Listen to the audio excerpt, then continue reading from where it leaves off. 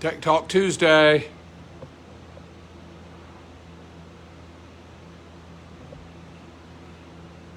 Number 156. 156. Hey Chuck, thank you for tuning in. Let me know if you can hear me. Hey Matt, everybody got me good? Good voice check. I see the time is about right. Wanted to share with you guys a couple of things. 156 is 3-year birthday. That's 52 weeks a year. For 3 years. Hey Roger, Mike, Darren, Justin, Charlie. Good to see you, Charlie. Good to see you there. Daryl, thank you all for clicking in. I just want to tell you, man, how about that? Hey Chuck, thank you so much. I appreciate the sound check. Darren, thank you. Michigan, yeah, Oklahoma.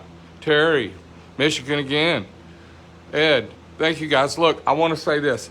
Happy birthday, Tech Talk Tuesday, number 156, 3 years old.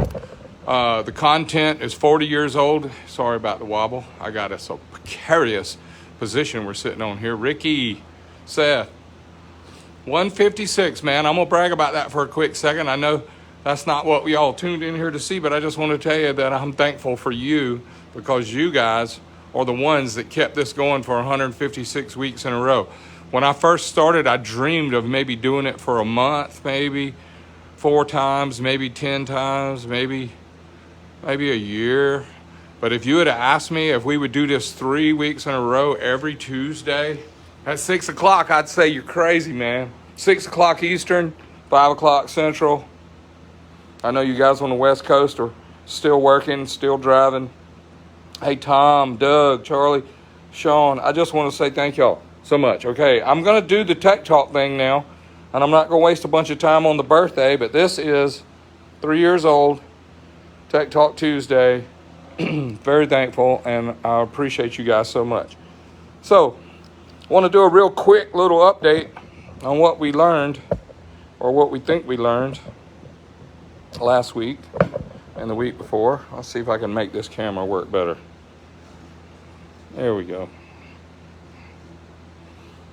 I had a couple notes. I wanted to talk a minute about Joey Gladstone, Angie Smith, and Steve Johnson.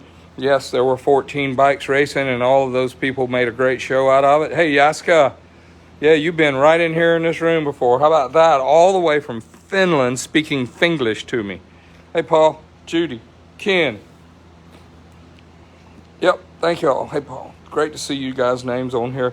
I just want to tell you that what we learned at Denver a week before last, it's just a few days ago, man. I think it was 8-10 days ago. The Pro Stock motorcycles and the Pro Stock cars were at Denver, Colorado at Mile High. It's 5,800 feet static altitude racetrack. This past week, they were at Sonoma, California in Napa Valley, and the track is 13 feet above sea level. Over here, the track is 5,800 feet above sea level, but when you figure in the temperature, the uncorrected barometer, and the water in the air, we were able to create a corrected altitude of 9,500 feet. Maybe some 97s, 98s, maybe some 8,900s in the evenings, but it was really close to 9,500 corrected altitude.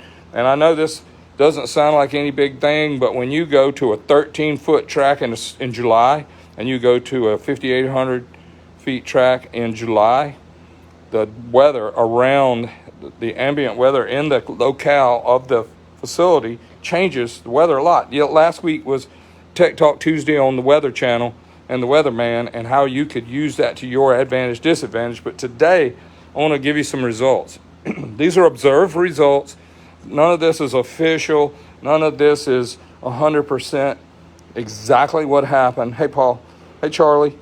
I just wanted to tell y'all that the best ET I saw at Denver on the TV and on the internet was 709 by Matt Smith at Denver on the mountain. He went 709. That's a new track record. He went 190 mile an hour. That's a new speed record. That's really great at 9,500 feet. NHRA made a few changes. They put 5 pounds on these motorcycles, and they took 10 pounds off of the 4-cylinder Suzukis because they got run over up on the mountain because of Matt. Only because of Matt. but he was the only really fast V-twin there.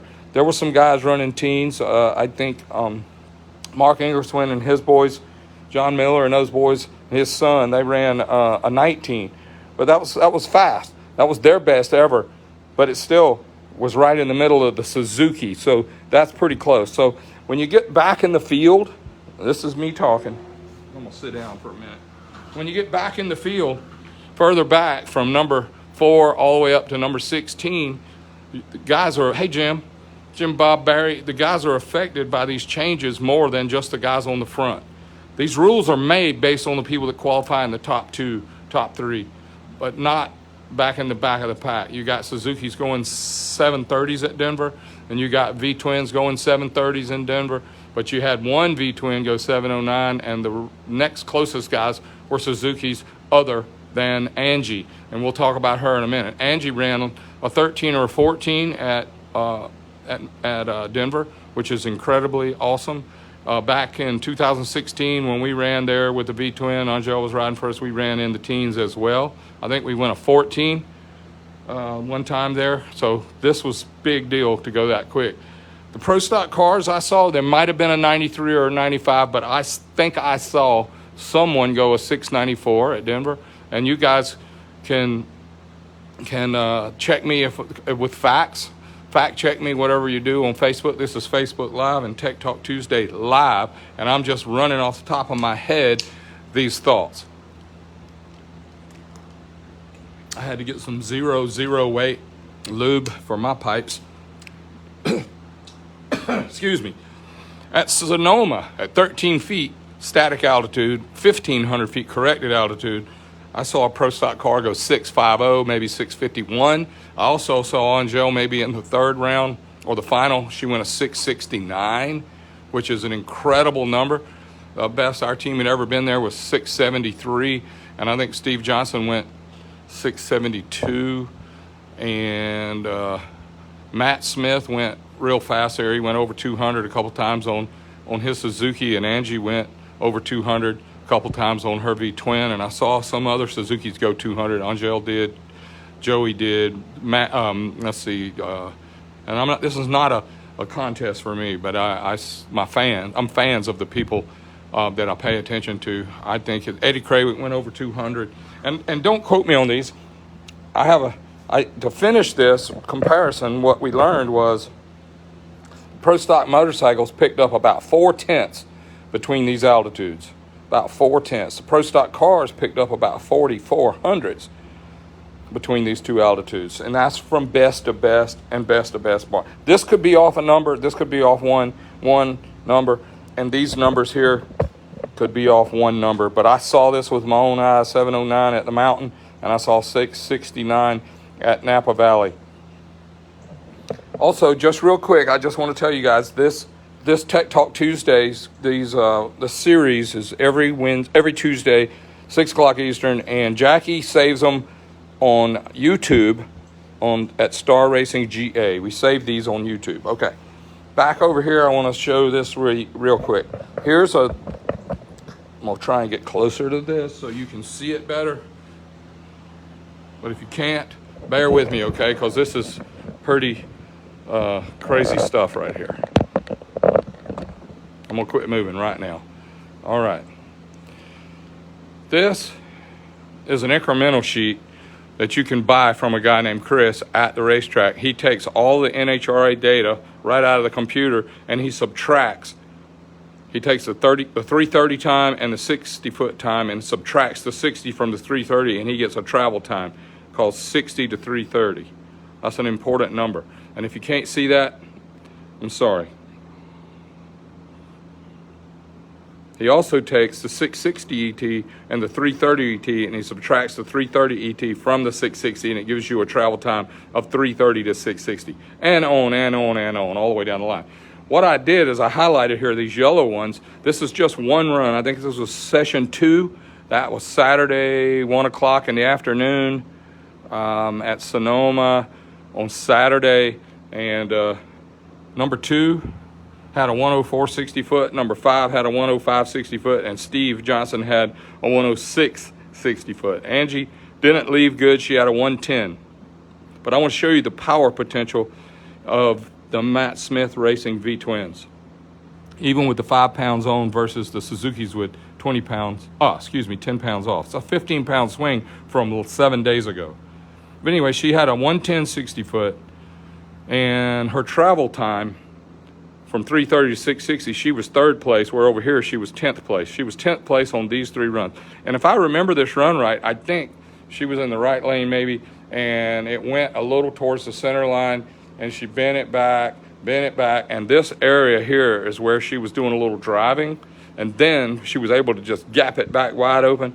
And by the 1/8 of a mile, which is half track, you guys, she was 9th with a 7:41. Can you guys get this now? She was 9th of the round with an 1/8 mile ET of 4:41. But right there where she started really hauling the mail, she ended up being top speed of the 1/8, 163.8. And then the 660,000 foot, she was low with a 112 with a 9, 129.9, sorry. And then at the 1,000 foot, she was still way down because of her front half. She was still 7th with a 571. But the 1,000 foot to the 320, she was low by 100th with a 110. And then the last 1/8 of a mile, she went 240, and she went top speed 202.52. So when you're 10th of a run, and then you go number 1 speed in the 1/8 and number 1 speed in the 1/4 mile, you're not hurting for horsepower. So I just wanted to show that for the people watching this on TV and watching it in the stands. They don't get to see these incrementals. And I think that everybody that races pro stock watches these incrementals, and they know what's up. And everybody, this is like you're driving as fast as you can, like Steve was. He was third, then he was second, then he was third, then he was second, third, second, third. He was staying in the top 3 for his whole 1/4 mile run. Angie was staying in the top 10 for her whole 1/4 mile run. But it's going uphill like you wish your stock prices did if you own them, or your 401k. This is how you wish it looks. Sorry, it looks like this. But that's another story for another day. But I just wanted to share this information with you because this shows horsepower. This back half number, when you're number 1 in the last 1/8, you got everybody covered. When you're number 1 in the mile an hour, you got everybody covered. When you're number 1 with the last 320 feet of the run, this is 1,000 foot to 320, you've got plenty of power. So hats off to the Smith team going so quick with both bikes at Denver. Hats off to Angie going this fast here. But she had some real trouble in the front half of her run, and then she would have been low ET and top speed by a mile if she hadn't had this trouble early. And then on Sunday, we didn't get to see her make any more advances because first run, she had problems and went out.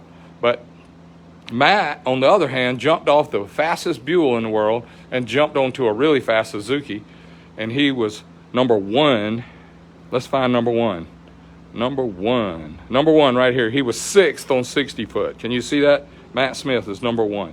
Then he was here, then he was here, then he was here, then he was here, and then Matt Smith went 162 in the 1/8, and then by the finish line he went a 679, which put him 4th, and it put him 2nd in speed. So it was Angie Smith, number 1 in speed with a V-twin at 202, and number 2 in speed was Matt Smith with a Suzuki at 201. So if you look at the last 1/8 mile, the last 320 feet, Matt was number 2 with a 111, and Angie was number 1 with a 110. So don't be feeling sorry for the V-twins, and I know Matt and Angie ain't happy about that, and nor is Mark Ingerswin and those guys that run the Buells and the V-twins. I know my buddy Ryan Ayler, he ain't happy about this because Matt ruined it for him at Denver on the rules, trying to get the weights right, and Angie ruined it on the rules at Sonoma. Not the rules. She ruined the potential to get an advantage on the rules at Sonoma. But that's all I wanted to just share with you, some information that's not normally shared there. Now let's flip over to some of the questions and answers that I get on a daily basis. we sell camshafts, and we get a lot of thoughts and a lot of questions from people. Let me get this where we don't have a glare. That's better. All right, people are all the time asking me, where can I get more torque? Well, bottom line is, I don't care what kind, street engine, race engine, motorcycle, or car, cubic inches give you torque, because there is a number. It might be on the state of tune. It might be 1.5 foot-pounds per cubic inch. On street bikes at the rear tire, Harleys, for instance, when you do everything right with the cam, everything right with the throttle body, the intake manifold, the air cleaner, the exhaust pipe, and the camshaft, you get about 1.08 to 1.10 horsepower per cubic inch. So if you have a 107, and you do everything right with 108 per cubic inch, you'll get somewhere around 115. So if you have a 107 cubic inch Milwaukee 8, you use our 30-30 cam and like a long 2-in-1 pipe. HPI makes a nice one, Bassani, Thunderhead or Chromeworks makes a really nice one, and also my favorite is the D&D, because I've made the most power with it, the D&D billet cap. This is on an M8. I want to share with you, 107 times 1.08 horsepower per cubic inch gives 115. If you have a 114, you should be able to get somewhere around 122 to 123.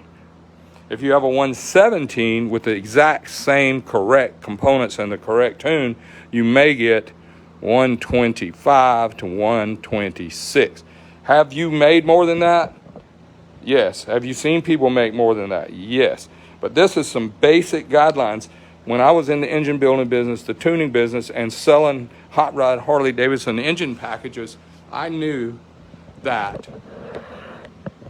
if we didn't take our 107s to at least 115, which is 1.08, we were missing something on the combination of parts. A pipe, a 2-into-2 will hurt you sometimes.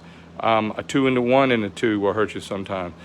Wrong cams, bad tunes, all that stuff will mess you up. This is kind of like what you can expect if you do everything right. Just like this right here. If you do everything right, you can run near the top. If you mess up and make some boo-boos along the way, you'll be going down the hill, or you'll start down here and go uphill. 114, which my bike is. 122 is very normal with the right combination of parts and a good tune. 123, pretty good, right in that range. I've seen people make 120 and I'm very happy. I've seen people make 125, very happy. If you got the 117, you should be able to make 125 to 126 if you get a great tune and you use all the right combinations of parts. I'm gonna go over here now. Cubic inches give us torque. So gear ratio, a guy wrote me the other day and he asked me a question right here on my Instagram or on my Facebook page. He said, I'm going 70 miles an hour down the highway at some RPM, and when I take my stock cam out and I put my 30-30 cam in, what will be my RPM at 70 miles an hour? I said, huh? It doesn't change the gear ratio. So you will be going the same speed at the same RPM. The difference is with the stock cam, you're going to be going 70 miles an hour at about 50% throttle to fight the wind because you only have 70 or 80 horsepower. With the 30-30 cam and all these parts down here to make the tune just right, you'll have so much horsepower going 70 miles an hour that you'll be at a quarter throttle instead of half throttle. That's the difference, not the speed. Now, if you want to know, I'm going 70 miles an hour in high gear at half throttle, okay, you should say, well, what throttle would I need to use to go 70 miles an hour if I did the cam? I would say half of that. That would be the answer, more than what the RPM would change. So I put gear ratio and then I put an arrow to cam. If you've got a power curve, this is just a normal power curve. Everybody's got one. Pro stock cars, pro stock motorcycles, Milwaukee 8s, twin cams, Evos, and also 396 Ramblers, American Motors, Ford, Chrysler, Chevy. They all got a power curve. I don't care if it's a dirt bike. It's got a power curve, okay? Cubic inches is how you make more over here. RPM and airflow is how you make more power over here. So the gear ratio matters how you get this. If you're going to do it with big cubic inches and make power over here, you can make this a lower number numerically. Like if you wanted to change the front sprocket from a 25, you could change it to a 24 if you're making a big motor and run power over here. If it comes with a 25 and you want to make more over here, you might put a 26 on it. No. Rev it up. You might want to put a 24 on it too because you're going to rev it up. But just remember, when you get over here, this is 5,252 RPM. This is where the middle is, always. Not peak torque. No. But that's where everything over here is torque and everything over here is horsepower. I had another guy tell me he doesn't agree with my opinions. He told me he runs 17-1 on the street, no problem, and that Tech Talk Tuesday is just some misunderstanding and misinformation, and that I'm teaching people wrong. And I'm not teaching anybody anything unless you are to be taught or you want to learn or you want to agree with me or not. But listen, this is not a popularity contest. I only tell you the things I think I know, and I'm going to say 17-1 is too much for the street. Can you do it? Yes, you can do it. Just because you can doesn't mean you should. Is your bike fast with 17-1 on a street bike? Compression ratio? I'm sure it is very fast. But would it be faster at 15-1 or 14-1? Maybe so. Would it last longer? Probably so. He also said, this one guy, and I want to say this, stop for a second, listen to me. I get 100 great comments, 100 great feedback. I get 99% all positive. Let me tell you, very, very thankful. But I'm like everybody else. If one guy says something a little negative, then you spend too many percentages of your brain space and your bandwidth working on that guy because he was a negative. Well, guess what? I'm not trying to make him happy. I'm not trying to make anyone happy. I am just following the word I got from the good Lord to share what I think I know, because that's the only way we can perpetuate our civilization, our humanity, and the younger people coming up. They don't know, they can't know unless we share. So I have been told and I have been instructed to share my ideas and my thoughts that I think I know to motorheads, gearheads, and people like you guys that want to learn what you don't know. Gear ratio. If you're wheeling, standing up, and spinning out, take some teeth off the back. Make a lower numerical number. If you're going first, second, third, and fourth, and you're not doing wheelies and you're not spinning out, put some teeth on the back so it will rip quicker. Whoop, whoop. Put some teeth on the back. Please understand, people gear, ever since I started this 156 weeks ago, people gear for the finish line. You got 6 gears. You got 5 gears. You got 3 gears. You got 4 gears. Don't gear for here. Gear for here. Look at this. Look at this sheet one more time. This fastest motorcycle at the track obviously is geared for the finish line because it goes over 200 miles an hour and it's got the quickest back half, 240. But they missed out on the front half because something didn't work down low, but it worked up here. Also notice that the front half of this track takes 4.3 seconds. The front half of this track on a 6-second run. The last half only takes 2.4 seconds. So gear for the 4-second part and let the number 4, 5, and 6 gear take care of the 2-second part. You with me on that? Even on street bikes, when you get to the drag strip, gear for your best ET when you're going the slowest and let the gear ratios in the transmission take care of the finish line. Pro stock car, pro stock motorcycle, and many other classes, they will not go low ET if they don't use all the dyno sheet in all the gears. Take a pro stock car readout for sure, just for example. They launch, they go all of the dyno sheet. Second gear, all of the dyno sheet. Third gear, all of the dyno sheet. Fourth gear, all of the dyno sheet. And then fifth gear, all of the dyno sheet. The reason they do that is so they can use all 5 gears to be the quickest down here. They gear for this because they have to. They hit the rev limiter. If you get in Greg Anderson's car on the drive along, ride along, whatever that in-car camera is, you can hear him hit the limiter before the finish line. And the reason he does that is because he wants to use all the gears.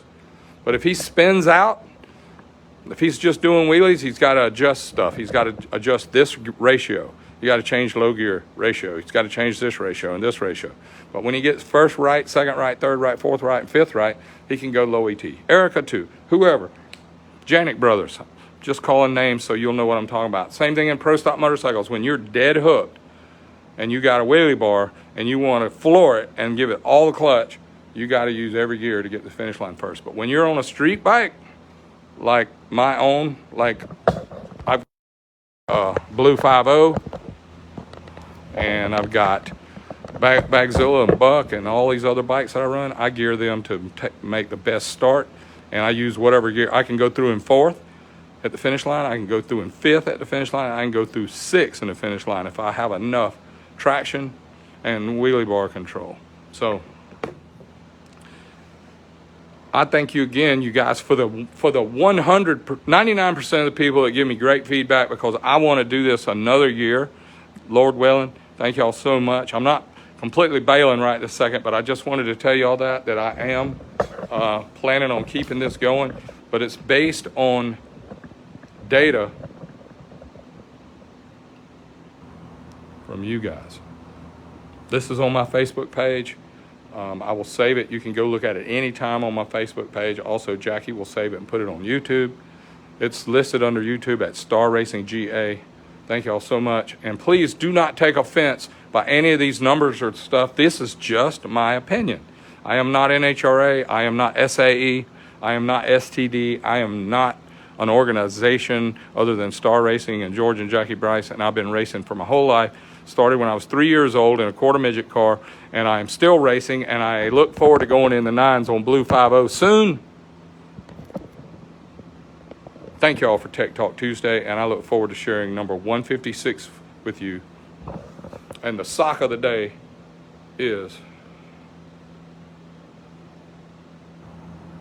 I am officially retired. May God bless.